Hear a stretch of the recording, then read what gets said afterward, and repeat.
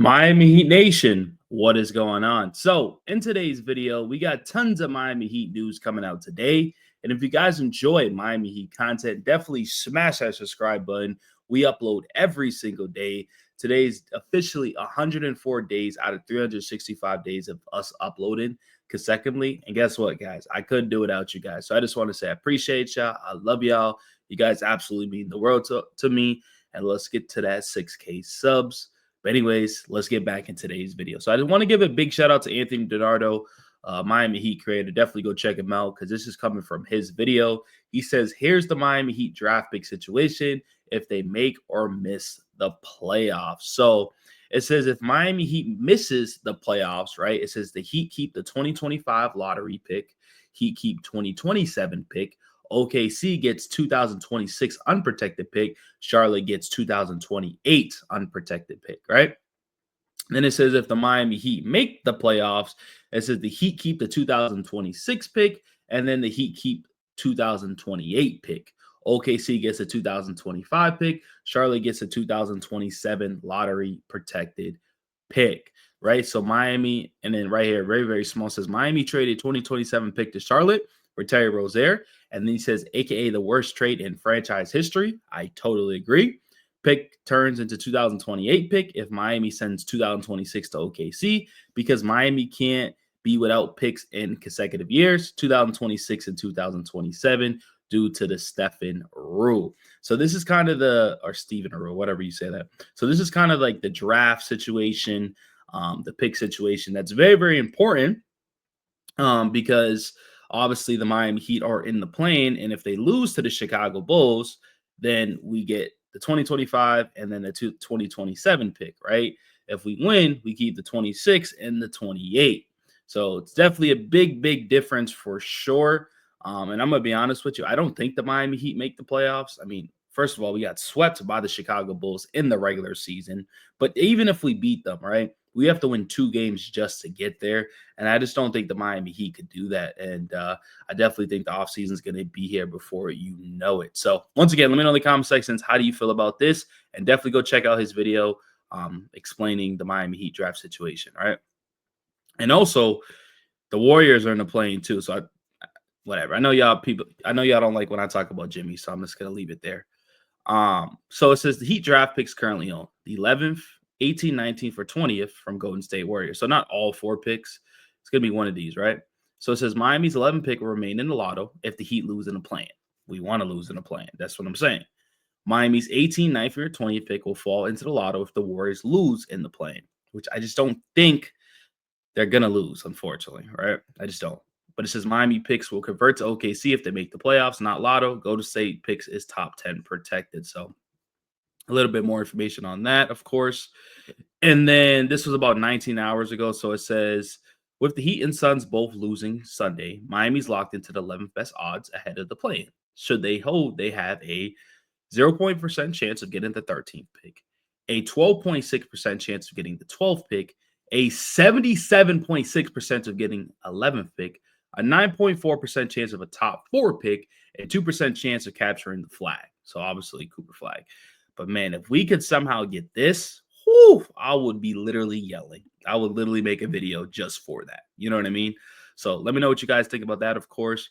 And then this is one of the dumbest things I ever heard. And I'm a Miami Heat fan, but this has to be discussed. And I think this is why First Take and ESPN and all these other shows are just going to fall off. They're going to fall apart, right? So Marcus Morris says Giannis and Dame should leave Milwaukee and join Miami if the Bucks lose in the first round. Now, I'm not the biggest fan of Stephen A. I don't think he really knows hoops like that. Whatever, right? But he says, how is that even going to work? How does Miami Heat have the assets for both players? And in my head, I'm like, we didn't even have the assets for Dame Lillard, and he wanted to come to the Miami Heat. Think about that. We didn't even have the assets enough to get Dame Lillard. Marcus Morris, this needs to stop talking on TV. You need to stop bringing guests like Marcus Morris on ESPN because this absolutely makes no sense. Like, this is complete delusion. This will never happen. Maybe Giannis, like, we could somehow find a way to get Giannis. You know what I mean? But getting both doesn't make no sense at all. It just doesn't. And why would the front office of the Milwaukee Bucks say, yo, I'm going to trade Giannis to the Miami Heat and Dame Lillard. Just give me Bam and Tyler and we'll be fine. Why would they do that? We don't have enough assets. They want draft picks. We don't have enough.